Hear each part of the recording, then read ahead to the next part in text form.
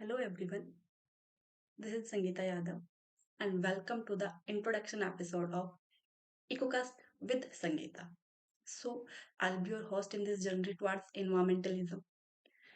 Why environment? What's the need of environmental podcast?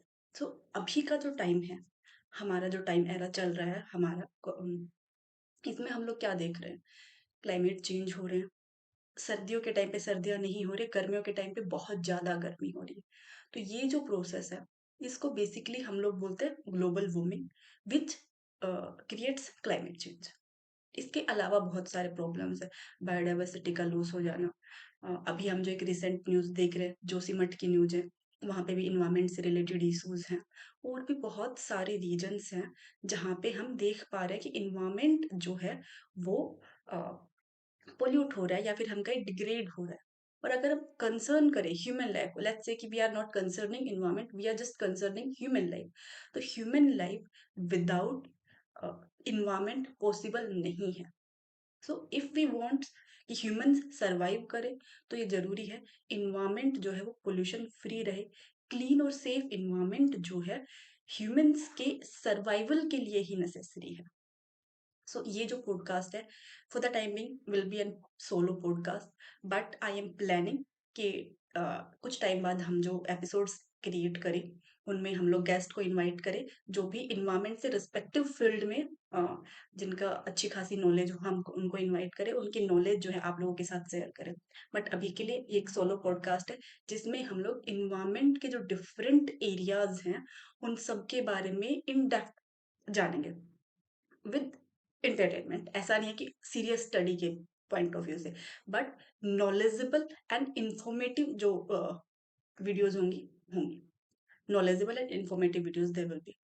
अब अगर हम बात करें कौन से एरियाज को हम लोग कवर करेंगे, तो हम इन्वायरमेंट से रिलेटेड जो भी एरियाज है, जैसे इन्वायरमेंटल कंजर्वेशन है, लॉज क्या है इन्वायरमेंट से रिलेटेड, और हम कैसे क्लाइमेट चेंज को अडेप्ट कर सकते हैं। जैसे हम बहुत सारी कन्वेंशंस हुई है, पहले जो हम लोग कर रहे थे क्लाइमेट चेंज को मिटिगेट करने के ऊपर, हम प्रायोरिटी थी हमारी। अभी क्या हो रहा है कि हम क्लाइमेट चेंज के मिटिगेशन के साथ अडेप्टेशन के ऊपर ध्यान दे रहे हैं।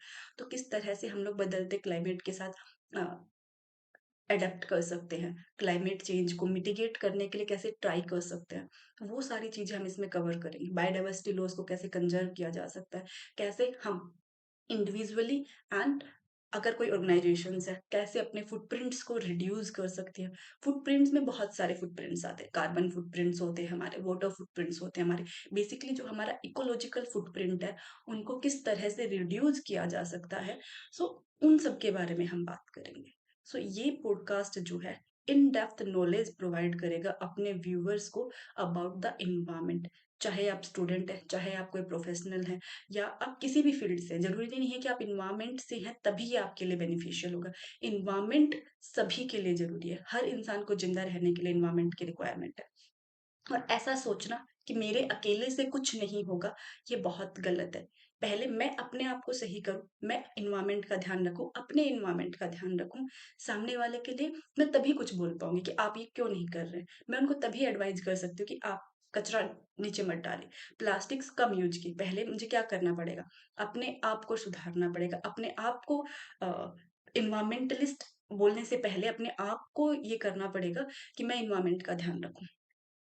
ये हमारा इन्वायरमेंट के रिगार्डिंग पॉडकास्ट होगा। So stay tuned, relax, and हर एक आने वाला एपिसोड आपको कुछ ना कुछ नया सिखाएगा related to the environment and how can you save your environment, जिसमें आप लोग रहने वाले हैं, आपकी जो फ्यूचर जनरेशंस है वो रहेंगी। क्योंकि अगर आपने इन्वायरमेंट को पोल्यूट किया तो आपकी आने वाली जो जनरेशंस है दे विल सफर। हमें क्या करना है, हमें अपने इन्वायरमेंट को, अपनी धरती को आने वाली जनरेशन के लिए सही और हेल्दी वे में क्लीन जो है उन्हें सौंपना है। ऐसा नहीं करना है। मुझे एक एडवर्टाइजमेंट याद आ रही है कि काफी टाइम पहले हम लोग देखते थे कि एडवर्टाइजमेंट थी जिसमें एक बच्चा जो है अपने फादर के साथ कार में बैठ के जा रहे होते हैं, रेड लाइट आती है, कार रुकती है, जो फादर होते हैं वो गाड़ी को बंद नहीं करते हैं। क्या होता है, साइड में एक साइकिल आके रुकती है। बच्चा जो है वो साइकिल वाला साइकिल जो होती है उसको देखने लगता है। फादर पूछते हैं क्या क्या हो रहा है, क्या देख रहे हो? तो the child is like I am watching my future. मैं अपना फ्यूचर देख रहा हूँ कि मैं भी इसी तरह से कुछ टाइम बाद साइकिल पे ही रहूंगा। फादर पूछते हैं क्यों? तो बच्चा कहता है कि अगर इसी तरह से पेट्रोल यूज होते रहे, नेचुरल रिसोर्स है पेट्रोल एक, जिसकी एक टाइम स्पैन है। नेचुरल रिसोर्स हम अर्थ में से डिग करके फिर जो हमारा पेट्रोलियम है वो निकालते हैं, उसके बाद उनको फ्रैक्शनल डिस्टिलेशन के थ्रू सेपरेट करके डिफरेंट फॉर्म में कन्वर्ट किया जाता है, और फिर पेट्रोल डीजल वगैरह जो हमें सेपरेट सेपरेट मिलता है। तो अगर इसी तरह से अगर कोई भी पेट्रोल को या नेचुरल रिसोर्सेज को सेव नहीं करेंगे तो हमारा फ्यूचर वो ही होने वाला है। अगर आप लोगों ने वो ऐड देखी है तो वो ऐड जो है बहुत इम्पैक्टफुल है कि किस तरह से हम अपने इन्वायरमेंट को सोच सकते हैं, किस तरह से हम अपने इन्वायरमेंट को बचाने के बारे में सोच सकते हैं। बहुत जरूरी है। क्यों? क्योंकि इन्वायरमेंट नहीं तो ह्यूमंस नहीं, और ह्यूमंस नहीं तो ये सब किस लिए है, राइट? तो अपने आप को बचाना, ये मत सोचिए कि मुझे इन्वायरमेंट बचाना है। जस्ट थिंक अबाउट इट कि मुझे अपने आप को बचाना है। और अपने आप को कैसे बचाया जा सकता है? With healthy and clean environment. आजकल हम लोग न्यू एडवर्टाइजमेंट्स देख रहे हैं जिसमें क्या देख रहे हैं कि ह्यूमंस जो भी है, जो भी लोग हैं, अपना मास्क लगा रहे हैं, पीछे बैग है, बैग में क्या है, ऑक्सीजन। ये जो है रियलिटी ना बन जाए, इसलिए हमें इन्वायरमेंट को बचाना है। कोरोना टाइम में क्या देखा, सब लोग रैप हो गए। किसमें? प्लास्टिक में। एक्चुअल में फिर से हम लोग प्लास्टिक्स में ना रैप हो जाए, इसलिए हमें इन्वायरमेंट को बचाना है। और किस तरह से हम लोग इन्वायरमेंट को बचा सकते हैं वो हम आने वाले एपिसोड्स में जानेंगे। Stay tuned till that, and you will be receiving very worst knowledge related to the environment.